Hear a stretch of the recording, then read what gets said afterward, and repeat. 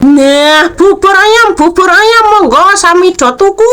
Kancane Bu Susi dodolan bubur ayam meneh yo. Halo Dulur, assalamualaikum. Ketemu neh nang vlog seranane Bu Susi.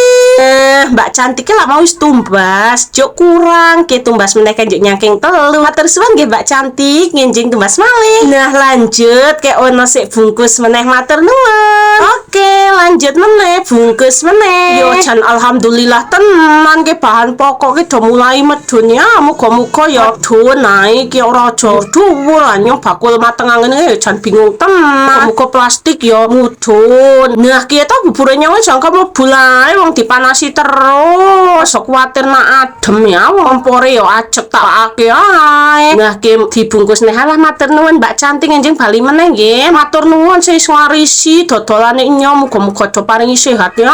Paringi waras, paling rezekine men gawe tuku bubur ngono. Nah, ki ana sing arek meneh nek didahar teng mriki walah ya Allah nyusun matur nuwun. Nyong jan sening banget nak ana sing dahar nang nggon warung ki entek iso rentek resik ngene iki jan matur nuwun nggih Pak sampun ngwarisi.